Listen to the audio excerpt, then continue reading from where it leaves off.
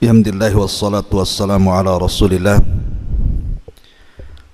wa ala alihi wa sahbihi wa mawalah wa la hawla wa la quwata illa billahi wa ba'du.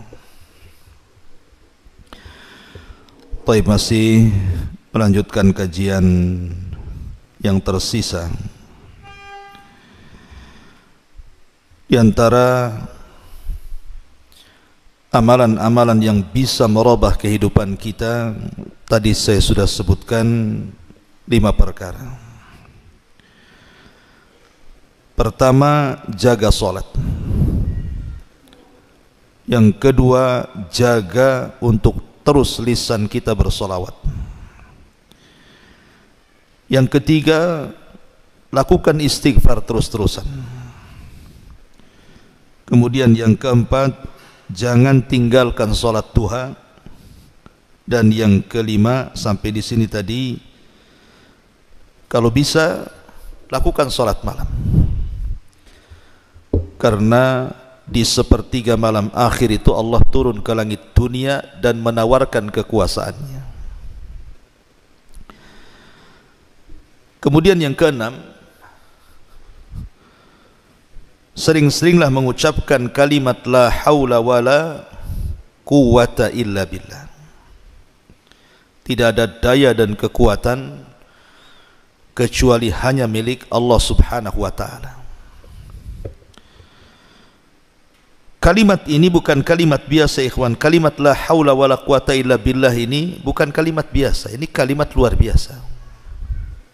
Jangan remehkan kalimat ini.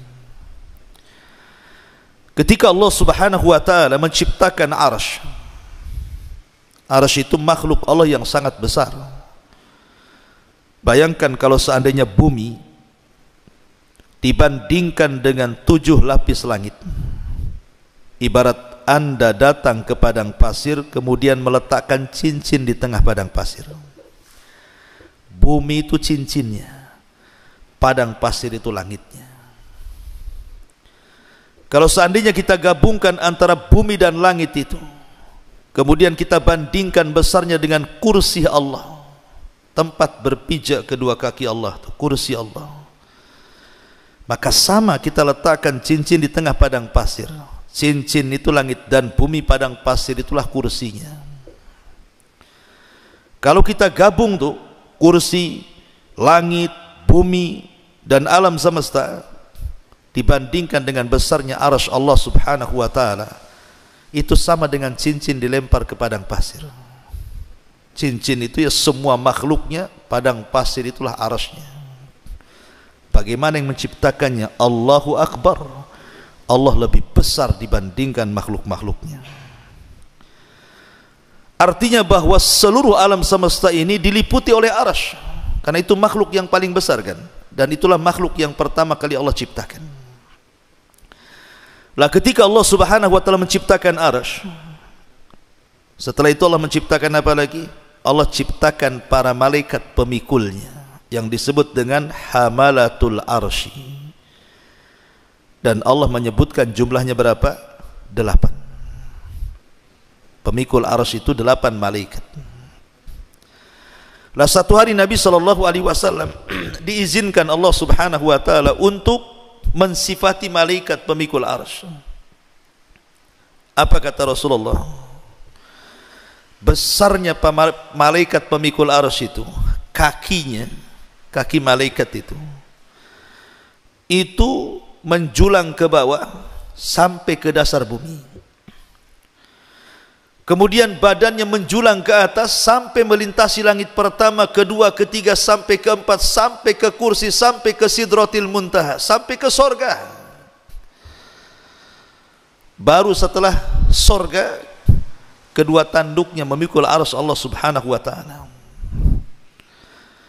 Kalau bukan Nabi yang menceritakan dan hadisnya sahih, tentu kita tidak akan percaya. Ini menghayal saja, masa ada makhluk seperti itu, kakinya di dasar bumi, kemudian badannya menjulang sampai kedua tanduknya memikul arsy, kan kayak hayal, menghayal kan begitu. Tapi masalahnya hadisnya sahih. yang menceritakan Nabi. Sami'na wa ata'na. Ya. Dan itu jumlahnya 8 malaikat. Lah malaikat-malaikat ini saat diciptakan, kemudian Allah Subhanahu wa taala katakan tugas kalian pikul arsy. Ketika malaikat-malaikat pemikul arsy ini melihat arsy, kayaknya tak sanggup. Macam mana saya akan pikul arsy sampai kiamat dibangkitkan? Arsy sebesar itu. Maka malaikat-malaikat pemikul arsy ini meminta uzur bahwa mereka tidak sanggup pemikul arsy. Arsy sebesar ini macam mana mau dipikul? Maka Allah Subhanahu wa taala mengatakan, kalau begitu ucapkan kalimat la haula wala quwwata illa billah. Akhirnya kemudian para malaikat pemikul arsy ini mengucapkan kalimat la haula wala quwwata illa billah. Subhanallah. Setelah mereka mengucapkan kalimat ini, Allah berikan kekuatan dan mereka pun sanggup memikul arsy sampai hari ini, bahkan sampai kiamat dibangkitkan. Dari sini kata para ulama, lihat kalimat la haula wala quwata illa billah ini bisa menjadikan malaikat lemah menjadi kuat. Bahkan ada sebagian para ulama beristimbat, kalimat ini bisa menjadikan kita kuat. Jadi orang yang sakit, ya, mungkin dia sudah ke dokter, sudah ke sana kemari mencari perobatan, cobalah banyak-banyak mengucapkan kalimat la haula wala quwata illa billah. Siapa tahu. Dan jangan coba-coba, artinya yakin bahwa kalimat ini malaikat saja diberikan kekuatan. Berarti kita yang lemah, entah lemah apa saja, coba perbanyak kalimat la haula wala quwata illa. Mudah-mudahan dengan kalimat ini mendatangkan kekuatan bagi kita. Bagi yang kita yang terpuruk ekonominya, susah bangkit, perbanyak la haula wala quwata illa billah. Karena tidak ada daya dan kekuatan kecuali milik Allah kan. Bagi yang terpuruk kesehatannya, bagi yang terpuruk ekonominya, bagi banyak masalah gitu ya, coba perbanyak kalimat ini terus ya. Insyaallah biidznillah. Karena Nabi SAW pernah mengatakan dalam sebuah hadis yang sahih. Apa kata Nabi SAW? Kata Nabi SAW, ala adulluka ala kanzin min kunuzil jannah. Maukah aku tunjukkan kepada kalian dari simpanan-simpanan sorga? Maka sahabat mengatakan, tentu wahai Rasul. Maka Rasul mengatakan, katakan la haula wala quwwata illa billah. Tidak ada daya dan kekuatan kecuali milik Allah. Itulah kanzun min kunuzil jannah. Itulah simpanan di simpanan sorga. Karena orang yang mengucapkan kalimat ini, setan aja nggak akan sanggup melawan kita. Apa kata Rasul ketika menganjurkan kita untuk membaca kalimat ini setiap kita keluar rumah? Dalam sebuah hadis dari Anas bin Malik radhiyallahu an, kata Nabi SAW, idza kharaja min baitihi, apabila seseorang keluar dari rumahnya, faqala, dan dia mengatakan bismillahi tawakkaltu ala Allah la haula wala quwwata illa billah. Bismillah, dengan menyebut nama Allah, aku tawakal kepada Allah dan tidak ada daya dan kekuatan kecuali milik Allah. Apa kata Rasul? Orang seperti ini kufita wa hudita wa wufita. Engkau akan dicukupi, engkau akan diberikan petunjuk, engkau akan dijaga satu hari ini. Kemudian setan yang hendak mengganggunya tiba-tiba menyingkir. Kemudian teman-teman setan mengatakan, kenapa kau tidak ganggu dia? Maka setan yang akan mengganggunya mengatakan, kaifa laka birajulin qad kufiya wa hudiya wa ufiya. Celaka engkau, macam mana aku akan ganggu orang itu sementara orang itu sudah dicukupi Allah, sudah diberikan hidayah oleh Allah, sudah dijaga Allah, aku tidak bisa mengganggunya.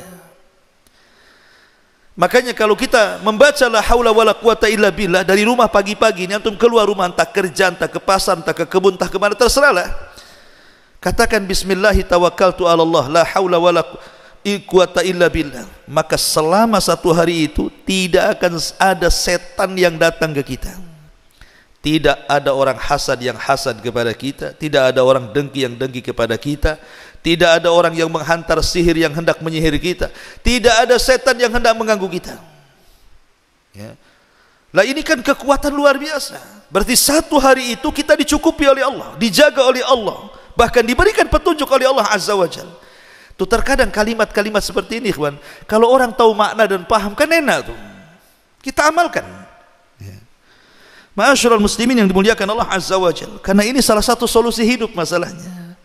Kalau kita banyak masalah, penyakit dan lain sebagainya, maka perbanyaklah haula wala quwata illa billah. Antum kasih ijazah lah biasanya. Kalau ada saudara sakit gitu ya, bisiki saja, perbanyak kalimat la haula wala quwata illa billah. Insyaallah sembuh. Tahu-tahu besoknya mati, ya sudah takdirnya. Gimana udah takdir Allah kan? Kita ini ngasih sebab saja kan itu ya.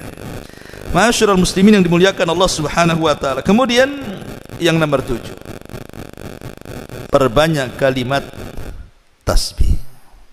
Subhanallah, subhanallah, tasbih. Ya.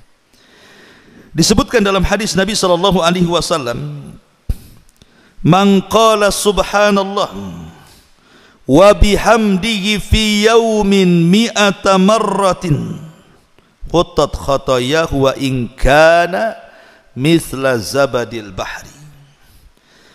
Barang siapa yang mengucapkan subhanallah wa bihamdihi, subhanallah wa bihamdihi berapa kali?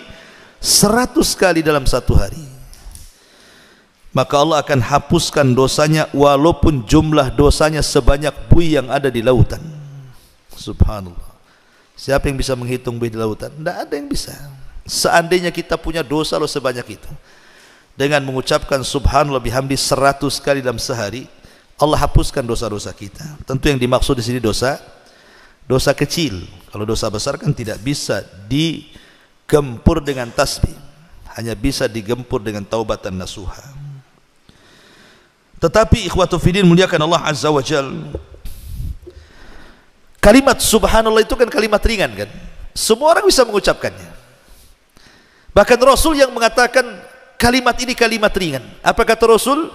Kalimatani khafifatani ala lisani thaqilatani fil mizani habibatani ala rahmani subhanallah wa bihamdihi subhanallahil azim. Kata Rasul, dua kalimat ringan di lisan, berat dalam timbangan, dicintai Ar-Rahman, subhanallah wa bihamdihi subhanallahil azim. Lihat, memberatkan timbangan. Ada seorang syekh bercerita, jadi ada seorang kakek, udah usia ya mungkin 80-90 tahun itu usianya, orang awam, tapi suka ke masjid kakek ini. Entah apa yang mengilhami hatinya, tiba-tiba habis sholat wajib, entah sholat asar atau sholat maghrib gitu ya, tiba-tiba dia mendekat ke imam sholat itu. Imam ini pun kaget karena tidak pernah ada jamaah yang datang bertanya. Kata Pak Imam, ada apa kek? Kata kakek ini begini, Pak Imam, saya ingin tanya, saya kan sudah tua, kasihlah amalan untuk saya, supaya dengan amalan itu aku bisa mendawamkannya dan aku bisa ajak orang lain untuk mengamalkannya. Terdiamlah sang imam ini, tapi akhirnya imam ini ingat hadis ini. Kata imam ini gini, kek, saya ingat hadis Nabi, kalimatani khafifatani ala lisani thaqilatani fil mizani habibatani ala rahmani subhanallah wa bihamdihi subhanallahil azim. Baca kek ya, kata Rasul, dua kalimat ringan di lisan tapi berat lo dalam timbangan, dicintai Allah lagi. Ucapkan subhanallah wa bihamdihi subhanallahil azim. Dihafal sama kakek ini, keluar dari masjid ya. Setiap ketemu orang di jalan di stop sama dia, sini. Nabi bersabda dua kalimat ringan di lisan, berat dalam timbangan, dicintai Ar-Rahman. Katakan subhanallah wa bihamdihi subhanallahil azim. Setiap ketemu orang dia ngomong begitu. Masuk pasar, teriak di pasar, hei orang pasar, dua kalimat ringan di lisan, dicintai Ar-Rahman, berat dalam timbangan. Katakan subhanallah wa bihamdihi subhanallah. Pokoknya semuanya, keluarganya dikumpulkan. Subhanallah, coba bayangkan. Satu hari kakek ini koma, sakit, udah tua. Sampai 1 pekan dia nggak sadar-sadar. Ketika sadar, keluarganya senang, dipegangnya tangan kakek ini. Mulailah kakek ini berkata kepada keluarganya, "Aina dokter?" Mana dokter? Mana dokter, katanya. Dipanggil dokter, dipegang tangan dokter.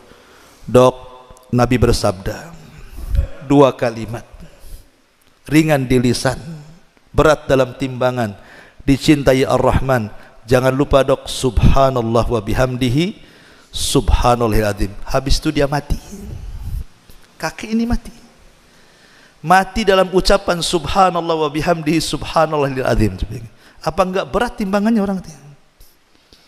Ya, coba antum kayak gitu ketemu orang tuh, sini kan mantap betul.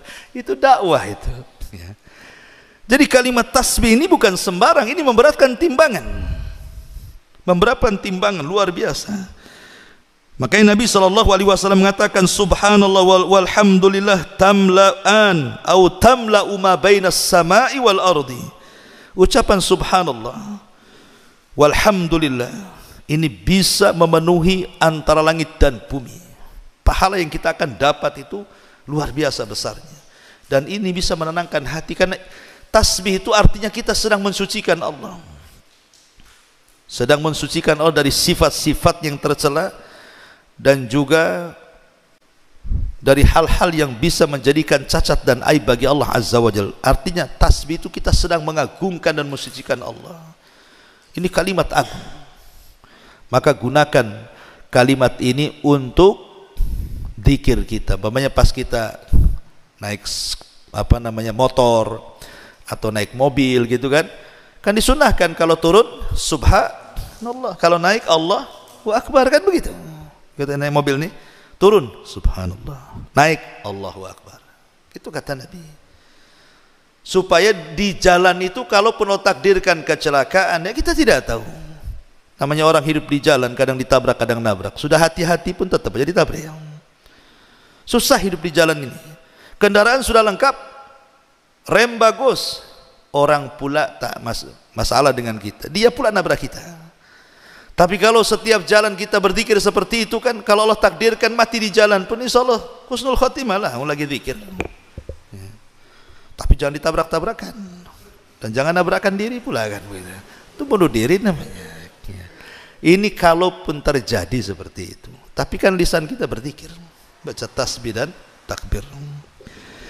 Kemudian yang nomor 8, di antara amalan-amalan yang bisa merubah hidup kita juga adalah qiraatul Quran. Baca Quran, baca Al-Quran. Saya tuh punya kawan itu di pulau tuh. Dia cerita, dulu usaha saya di pasar itu sulit kali itu. Mau naik, apalagi mau buka cabang itu, yang ada aja susah berkembang. Tapi semenjak setiap pagi sebelum kerja itu saya baca Quran. Allah mudahkan usaha saya, katanya. Ini mereka orang awam yang ngomong gini, bukan orang ngaji, orang awam yang ngomong gini sama anak tuh. Ya. Artinya ya saya percaya saja, karena Al-Quran itu memang berkah, diturunkan oleh Allah untuk keberkahan kan. Dan Al-Quran sendiri adalah syifa bagi obat. Betapa banyak orang-orang yang kemudian membaca Al-Quran ketika dia sudah masuk rumah sakit sana sini, tidak sanggup dokter mengobatinya, akhirnya dia tawasul dengan Al-Quran, akhirnya sembuh. Banyak kok yang seperti itu. Karena Al-Quran itu huda wa rahmah, bahkan wasyifa, dia obatkan itu. Makanya kata Abdullah ibn Mas'ud radhiyallahu an, kalau hatimu mati, berarti carilah di 3 tempat. Pertama, inda sama'il Quran, ketika mendengar Quran. Kalau tidak ada getar-getar ketika mendengar Quran, matilah hati kita. Tapi kalau musik yang didengar, wow, bergetar hati kita. Bisa berlinang air mata. Kenapa? Musiknya sedih. Persis kehidupan saya dari kecil sampai besar, katanya. Ada pula, coba ya kan. Oh, instrumennya kok buat sedih saya. Bisa dia dengar musik meneteskan air mata, bisa dengan musik dia jingkrak-jingkrak, bisa dengan musik dia ketawa-ketawa, tapi dengan Quran tak ada pengaruh. Berarti hatinya mati itu. Kalau dengar Quran kok biasa-biasa, mati hatinya. Ya, summa qasat qulubuhum, hatinya sudah keras. Makanya kata Abdullah bin Mas'ud, ini ciri-ciri kalau mendengar Quran kok nggak ada pengaruh, berarti hatimu masalah tuh. Yang kedua, indah majalis dzikri, ketika di majelis dzikir kayak gini ngaji, ya, kalau dia mau, karena orang kalau biasa ngaji, kawan, dia akan tenang hidup di majelis taklim tuh. Kalau saya ibaratkan itu, kalau kan tangkap ikan, letakkan di akuarium, tenang dia. Memang di situ tempatnya kan. Coba tangkap burung liar, ada burung yang untung tangkap, masukkan ke sarang. Karena memang bukan di situ tempatnya, yang mau terbang aja dia di sarang itu kan. Kecuali kalau udah lama. Ya. Seperti itulah antum yang biasa ngaji, ya tenang aja, walaupun ngantuk-ngantuk kan gitu. Coba cari kawan yang nggak pernah ngaji, ajak ngaji. Apa pantatnya nggak panas itu? Goyang sana, goyang sini. Kapan selesainya? Kok bisa nyambung lagi? Ini kajian apa ini? Itu nggak, hatinya nggak ada di situ kan. Makanya kalau orang punya hati duduk di majelis taklim, tenang dia di situ. Nah, cari hati anda di situ. Orang kalau terbiasa majelis taklim, insya Allah gitu ya. Karena memang hatinya di situ. Ataupun indal khalawat, ketika kesendirian kita dengan Allah. Ketika malam kita bangun gitu kan, kita bisa tahajud, kita bisa baca Quran di sepertiga malam, berarti kita ada hati itu. Tapi kalau bangun kencing tidur lagi, dan itu setiap hari seperti itu, tidak bisa kita bangun malam untuk hanya sekedar berzikir saja, berarti hatinya mati itu. Kata Abdullah bin Mas'ud, kalau di tiga tempat ini tidak berpengaruh, mati hati kalian, harus diperbaiki. Ma'asyiral muslimin yang dimuliakan Allah Azza wa Jalla. Jadi baca Quran ini luar biasa, karena jangankan kita ya, Quran ini kalau dibacakan ke gunung-gunung, bahkan ke langit dan ke bumi itu, mereka bisa bergetar. Allah mengatakan apa? Inna aradnal amanata 'alas samawati wal ardi wal jibal fa abaina an yahmilnaha wa ashfaqna minha wa hamalaha al insan. Kami sodorkan amanah Quran ini kepada langit, bumi dan gunung, semua menolaknya karena tahu beratnya. Tapi manusia memegangnya. Artinya ada pengaruh Quran ini kepada langit, bumi dan alam semesta. Bayangkan bangsa jin ketika Nabi SAW pulang dari Taif. Kan Rasul semenjak meninggal Abu Talib, meninggal Khadijah, itu tidak ada backing dakwah. Karena kenapa orang-orang Quraisy tidak berani menyentuh Nabi? Karena ada dua orang ini. Pertama Abu Talib karena pemimpin Arab, yang kedua Khadijah karena wanita mulia, masih menghargai. Tapi ketika dua-duanya meninggal dalam tahun yang sama, yang disebut dengan Amul Hazni, tahun kesedihan, Rasul sudah nggak bisa berdakwah di Mekah, diancam mau dibunuh, dan diancam oleh 18 kabilah, macam-macam kami bunuh. Terpaksa Rasul harus hijrah, mencari areal baru untuk berdakwah. Dia kepikir ke Taif, berangkat dia ke Taif. Sampai di Taif, bukannya diterima penduduk Taif, lebih parah dibandingkan Mekah. Baru datang aja dilempari. Sampai Rasul harus lari 1 mil, dilempari batu, bayangkan. Akhirnya dia sembunyi dengan budaknya. Siapa budaknya? Zaid ibn Harithah, di kebun Mughirah, kebun kurma perbatasan Taif dan Mekah. Mau masuk Mekah tidak bisa, kembali ke Taif dilempari. Akhirnya di kebun kurma itu Nabi SAW sholat subuh. Lah ketika sholat fajar itulah tiba-tiba ada 7 atau 8 jin dari Nasibin, jin-jin dari Yaman, nyasar ke situ, ke kebun kurma Mughirah itu. Ketika Nabi SAW sedang sholat membaca Quran, jin-jin ini mendengarnya. Subhanallah, sekali dengar, jin-jin ini beriman kepada Allah Azza wa Jalla. Dari sini turun ayat surah jin, Qul uhiya ilayya annahu istama'u nafarun minal jinni faqalu inna sami'na qur'anan ajaba. Qul uhiya ilayya annahu istama'a nafarun minal jin. Telah diwahyukan kepadaku bahwa ada sekelompok jin yang mendengarkan Al-Quran. Setelah mendengarkan Al-Quran, qalu sami'na Qur'anan ajaba, kami mendengar Quran ini sangat takjub, aman Nabi, kami beriman katanya. Subhanallah, jin sekali mendengar Quran langsung beriman. Terkadang jin lebih baik daripada manusia kan. Coba antum datang ke orang kafir, bacakan Quran, beriman gak? Yang ada di marah-marah, apa kamu baca-baca Quran di sini? Bahkan Quran bisa mengusir jin kan. Kalau orang ruqyah tuh bacakan Quran, hilang. Tapi saya pikir baca Quran itu, tadinya saya pikir jin aja yang lari. Orang pun bisa lari kalau dibacakan Quran. Coba antum ke pasar, banyak orang kumpul-kumpul preman, antum baca Quran di situ, apa gak bubar tuh? Oh, rupanya bisa ngusir orang juga Quran tuh. Ya. Ma'asyiral muslimin yang dimuliakan Allah Azza wa Jalla, intinya bahwa jangan tinggalkan Quran. Quran itu obat segala sesuatu. Kemudian yang nomor 9, jangan lupakan membaca ayat kursi. Ayat kursi ini jangan dianggap remeh. Ini ayat yang paling mulia dalam Al-Quran. 30 juz, bayangkan Quran itu. Kalau cerita surat, tidak ada surat yang paling mulia melebihi surah Al-Fatihah. Tapi kalau cerita ayat, tidak ada ayat yang paling mulia dalam Al-Quran melebihi ayat kursi. Melebihi ayat kursi. Ajaib, luar biasa. Kalau kita membedah tafsirnya itu, ayat kursi ini semua bicara tauhid dari awal sampai akhir. Keagungan, tauhid, kemuliaan, dan begitu seterusnya.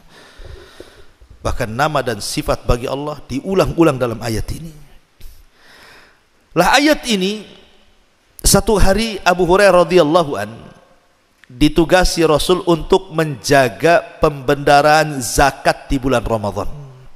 Jadi Abu Hurairah suruh jaga tuh malam-malam kan, ngepul zakat, zakat fitrah, zakat mal, pokoknya zakat lah bulan Ramadan kan. Lah Abu Hurairah itu jaga tuh pembendaharaan zakatnya, gudangnya. Tiba-tiba ada pencuri mencuri beras, mencuri gandum atau kurma lah pokoknya kan, tidak banyak. Dikejar sama Abu Hurairah, pencuri ini ketangkap pula. Tiba-tiba kata pencuri ini, ya Abu Hurairah, aku dengar engkau ini baik, suka bagi-bagi zakat, kau dipercaya Nabi, tolonglah bebaskan aku. Aku kan belum dapat jatah, keluarga lapar, aku juga lapar, aku dia orang susah, keluarga orang susah, biarkan aku ngambil ini. Akhirnya Abu Hurairah kasihan, dilepas. Besoknya lagi nyuri lagi, dia lagi yang ketangkap. Kemarin kau sudah ngambil, kenapa ngambil lagi? Iya, kurang, ini begini-begini, sampai 3 kali. Kata Abu Hurairah, ini ketiga kali tidak mungkinlah pencuri dilepas. Ayo kita menghadap Nabi. Kata pencuri ini gini saja Abu Hurairah, bagaimana kalau ku ajarkan beberapa kalimat, setelah ku ajarkan beberapa kalimat lepas diriku. Kata Abu Hurairah, apa kalimat itu? Maka kata orang ini, ya Abu Hurairah, idza awaita ila firashika faqra ayatal kursi. Kalau engkau hendak beranjak ke pembaringan tidurmu, jangan lupa baca ayat kursi. Kemudian kata orang ini, dia mengatakan, fa innahu lan yazalu ma'aka minallah hafizun wala yaqrabuka syaitanun hatta tusbiha. Kalau engkau baca ayat kursi ini kemudian kau tidur, maka selama tidurmu Allah jaga, nggak ada yang berani mendekatimu, tidak setan, tidak binatang, tidak ada yang berani mendekatimu, dan engkau tidak akan diganggu setan sampai subuh. Akhirnya orang ini pergi, dilepas oleh Abu Hurairah. Esok harinya dia bercerita kepada Nabi. Rupanya Nabi sudah tahu. Nah itulah wahyu. Abu Hurairah, semalam kau tangkap pencuri, kenapa kau lepas? Katanya. Loh, kok Nabi tahu? Kata Abu Hurairah, iya wahai Rasul, masalahnya dia ngajarkan ayat kursi. Kalau saya baca sebelum tidur, saya akan dijaga Allah, setan tidak akan dekat-dekat, katanya. Kata Rasul, Abu Hurairah, yang ngajari semalam kamu itu kamu tahu nggak siapa? Kata Abu Hurairah, enggak tahu. Itu setan, katanya. Setan jadi pencuri. Kagetlah Abu Hurairah, macam mana kok bisa setan? Dan macam mana setan mengajarkan ayat kursi pula? Itu kan mengajarkan kelemahan namanya, mengajarkan kelemahan dirinya kan itu ya, bahwa dia lemah dengan ayat itu. Kata Nabi SAW, sadaqaka wa huwa kadzub. Khusus masalah ini si setan benar, tapi dia itu pendusta. Yang lain jangan kau benarkan ya, yang ini kau benarkan boleh katanya. Bayangkan, setan yang ngajari Abu Hurairah kalau baca ayat kursi kita akan terjaga dari semuanya kan. Baca ayat kursi. Kadang-kadang aneh kita ini, mungkin antum baru pindah rumah atau apa gitu kan, orang-orang awam itu. Kadang-kadang rumahnya angker, menurut dia mungkin angker. Aneh-aneh pula datangkan orang usir jin. Dulu ada di TV itu acara apa tuh? Uka-uka itu apa tuh? Yang tukang nangkap-nangkap jin masukkan ke botol kecap tuh. Kan ada tuh pakai serban-serban kan. Cemana dia nangkapnya, cemana masukannya. Jin itu berdasarkan Quran, innahum yarab wa kabiluhu min haitsu la tarawna. Mereka dan kabilahnya melihat kita, kita yang tak melihat mereka. Itu nas Quran tuh. Innahum yaraka wa qabiluhu min haitsu la tarawna. Mereka dan kabilahnya melihat kita, kita tak melihat mereka. Itu nas Quran. Mereka yang lihat, kita yang tidak lihat. Tapi keadilan Allah nanti di akhirat dibalik. Kita yang melihat mereka, mereka tidak melihat kita. Harus adil lah kan begitu. Tapi di dunia mereka melihat kita, kita tidak melihat mereka. Macam mana Allah mengatakan kita tidak melihat mereka, bisa pula kita tangkap mereka? Macam mana caranya? Ya, kita bisa nangkap makhluk yang tidak bisa dilihat. Nabi saja kalau bukan karena Jibril ngasih tahu di situ ada jin, Rasul tidak mungkin datang ke situ. Jibril yang kasih tahu, wahai Muhammad, sekelompok jin sudah nunggu di tempat ini, kau ditunggu di sana, ngisi ceramah di sana. Maka Rasul ke situ karena Jibril yang kasih tahu. Tiba-tiba antum ceramah di tengah kebun, innal hamdalillah namadu. Ngapain antum? Lagi ceramah sama jin. Mana bisa? Ya. Apalagi nangkap-nangkap jin kemudian masuk ke botol ini, coba. Botol mineral. Toto lubang pula kecil. Keluar pula dari situ. Ini kan sandiwara, sinetron. Tidak ada yang bisa seperti itu. Itu yang bisa hanya orang-orang yang pandai acting saja. Bukan nangkap jin, itu sedang acting orang itu. Nggak bisa. Apa dia tahu jumlah jin di rumah berapa? Sekarang kalau begitu tangkaplah itu jin-jin yang di kamar mandi, yang al-khobais dan khobis itu. Yang kita berlindung, Allahumma inni a'udzuka minal khubsi wal khobais. Tangkap tuh. Bisa nggak tuh? Nangkap jin laki-laki dan perempuan tuh yang ada di kamar mandi.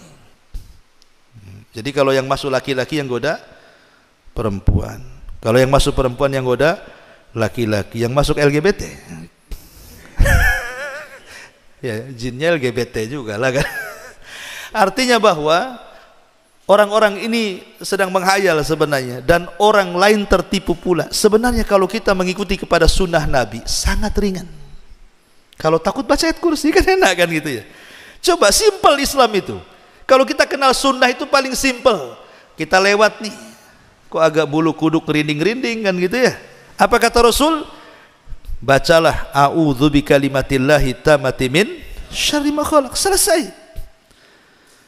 Ada yang lebih pendek, kepanjangan itu Ustaz. Ada nggak yang lebih pendek? Ada, kata Rasulullah. Kata Rasulullah, kalau kita lewat di sebuah tempat yang menakutkan, Kul bismillah wala tubali. Katakan bismillah dan jangan dipedulikan. Lewat saja, bismillah, lewat. Jangan dipedulikan. Ini enggak, lewat dipedulikan. Kenapa ya goyang-goyang ya? Itu namanya dipedulikan namanya kan? Kenapa kok itu ada ini ya? Itu jangan, kata Rasul, jangan dipedulikan. Ibu-ibu ini kalau di rumah kan, pamannya lampu pula mati, hujan pula deras, rumah pula pinggir kuburan, anjing tetangga pula gonggong. Pas Jumat Kliwon pula, aduh udah stres makanya. Mau ke kamar mandi mau kencing, takut karena mungkin kurang nggak belajar akidah. Kata Rasulullah, kalau takut ke kamar mandi, ucapkan bismillah, bismillah, masuk kamar mandi, kencing cepat, keluar, masuk ke kamar lagi. Begitu caranya. Dan jangan dipedulikan. Karena setan itu dia akan masuk dalam setiap media yang ada untuk menakut-nakuti kita. Terkadang dia masuk ke gorden, goyang-goyang gordennya. Terkadang masuk ke angin, suara seng pula, ya, bunyi. Terkadang masuk ke bayangan pohon pula bergoyang-goyang. Itu memang sengaja mereka yang masuk ke situ. Karena setan itu tidak bisa mukul langsung, dia hanya ngasih was-was. Dia menakut-nakuti dari jauh saja. Dibuatnya bayangan, dibuatnya angin, dibuatnya ini. Kadang goyang-goyang, rupanya ada kucingnya di balik itu. Karena takutnya disangka setan. Makanya Rasul mengatakan bismillah wala tubali. Katakan bismillah, jangan pedulikan. Dan jangan bicara.